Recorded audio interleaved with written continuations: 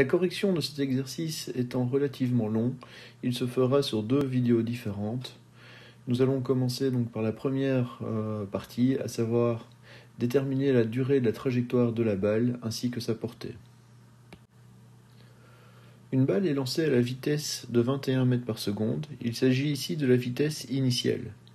Donc cette vitesse forme un angle de 30 degrés par rapport à l'horizontale et elle est lancée d'une hauteur de 16 mètres. Donc la coordonnée initiale sur l'axe vertical est de 16 mètres. Nous savons qu'elle va retomber au niveau du sol, donc sa position finale par rapport à l'axe vertical sera de 0 mètre. La première étape consiste à déterminer la composante horizontale et verticale de la vitesse initiale. Donc notre vitesse initiale, V0, forme un angle de 30 degrés par rapport à l'axe horizontal.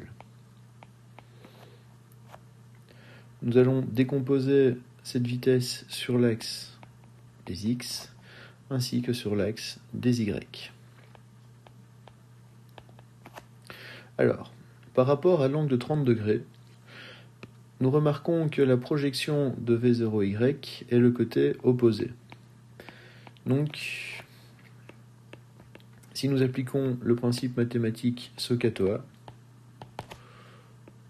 nous allons devoir utiliser le sinus. Sinus de l'angle alpha est égal à opposé V0Y sur hypoténuse V0. Il en ressort que la vitesse initiale, ou la composante verticale de la vitesse initiale plutôt, est égale à sinus alpha fois V0. La composante horizontale par rapport à l'angle de 30 degrés est le côté adjacent. Donc, SOHCAHTOA, nous allons travailler avec le cosinus. Cosinus alpha est égal à l'adjacent V0x sur V0. La composante horizontale de notre vitesse initiale est donc égale à cosinus alpha fois V0. Nous trouvons comme composante horizontale de la vitesse initiale 18,2 mètres par seconde et comme composante verticale de la vitesse initiale 10,5 mètres par seconde. Dans les données, nous avons la position initiale sur l'axe vertical de notre objet et nous avons également sa position finale par rapport à l'axe vertical.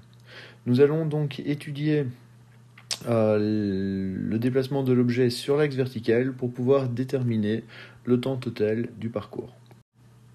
Sa position sur l'axe vertical est donnée par la relation suivante.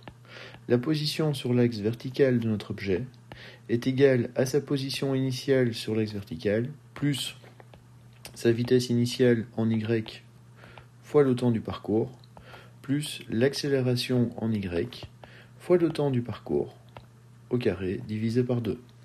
Nous connaissons sa position finale. Ici, il sera au niveau du sol, donc 0 mètres. Sa position initiale sur cet axe est de 16 mètres. La vitesse initiale en y est de 10,5 mètres par seconde. Le temps est notre inconnu.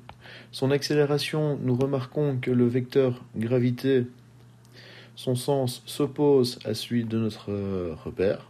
Nous allons donc avoir comme valeur d'accélération moins 10 mètres par seconde au carré, fois le temps élevé au carré, divisé par 2. Nous arrivons ici sur une équation du second degré. Nous allons commencer par déterminer le réalisant. Donc delta est égal à b carré moins 4ac, et nous trouvons comme réalisant 430,25. Alors, nous savons donc que le temps du parcours sera égal à moins b, plus ou moins racine de delta, sur 2a. Nous trouvons deux valeurs possibles, nous trouvons plutôt deux valeurs pour le temps. Le premier delta t est égal à moins 1,024 secondes. Le second delta t est de 3,12 secondes. Nous allons exclure notre première réponse car un delta t négatif est impossible. Le temps du parcours est donc de 3,12 secondes.